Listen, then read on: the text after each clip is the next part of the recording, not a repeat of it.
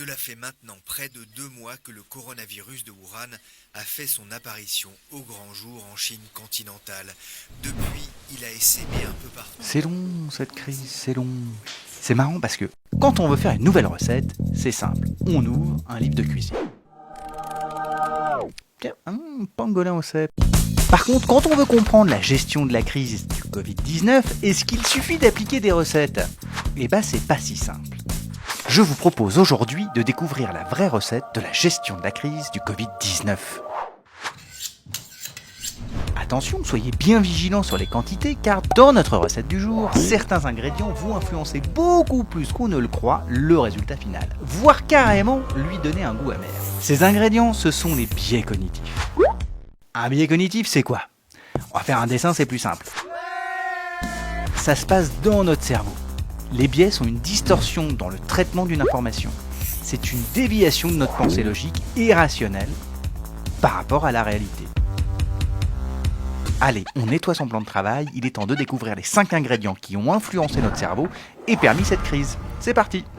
Premier ingrédient, le biais dit de modèle mental.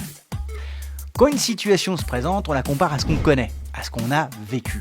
Je mets ma main dans le feu, ça fait mal. La prochaine fois que je vois du feu, je mets pas ma main dedans. En Europe, notre expérience de ce genre de virus, c'est la grippe. Et du coup, on s'est dit, y a pas de quoi surréagir. Ça n'est pas une grippette, mais ça reste une maladie virale comme on en a tous les ans. Cet ingrédient de base donne déjà beaucoup de saveur, mais il est encore plus intéressant quand on le mélange à forte dose avec notre second ingrédient. Le biais de croissance exponentielle.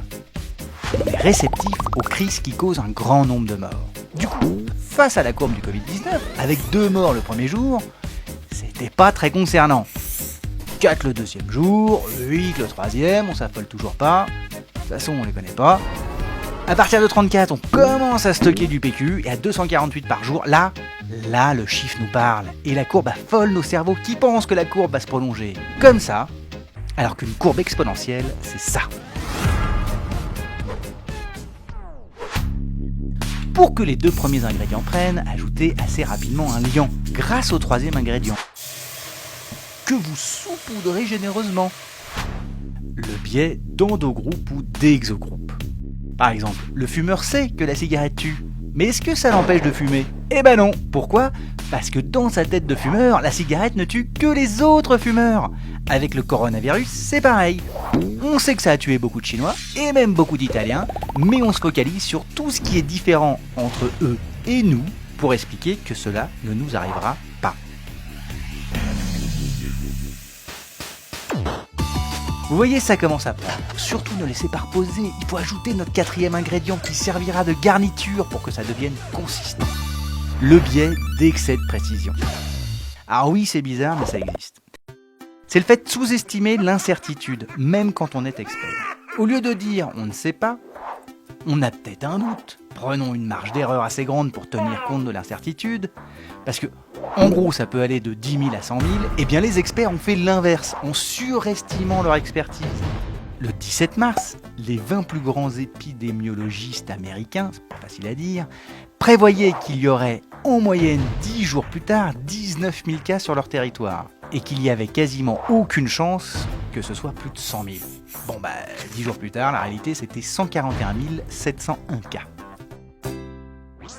Alors, le dernier ingrédient, on est très nombreux à l'utiliser, c'est vrai que ça manque d'originalité, mais pour que la recette soit vraiment réussie, c'est important de l'ajouter.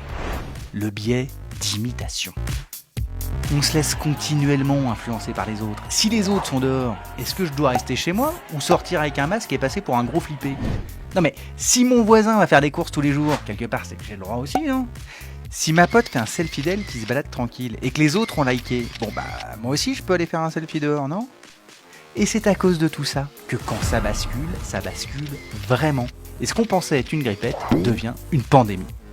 No, God ! Ah bah ouais, mais on vous avait prévenu, hein. Voilà, vous connaissez désormais les ingrédients qui amènent la crise, mais est-ce suffisant pour réussir une gestion de crise ? Pas si simple. Tout dépend du savoir-faire de chaque chef. Bien sûr, certains vous diront qu'ils savaient, que ça allait se passer comme ça, qu'ils l'avaient prédit, qu'ils en avaient déjà fait tout un plat il y a 3 mois, Et même, ils vous diront qu'ils savaient que ça devait arriver parce que c'est la conséquence inévitable du changement climatique, ou de la mondialisation incontrôlée, ou de l'ouverture des frontières à tous les vents, ou des manipulations du virus dans les labos chinois, ou du capitalisme débridé. Bref, de quelque chose qu'ils reconnaissent, parce qu'ils le voient partout. Ça, c'est parce que naturellement, ils assaisonnent toutes leurs recettes avec un ingrédient spécial, le biais de confirmation, qui leur fait voir partout les signes de ce qu'ils pensaient déjà, et ignorer les éléments qu'ils suggèrent le contraire.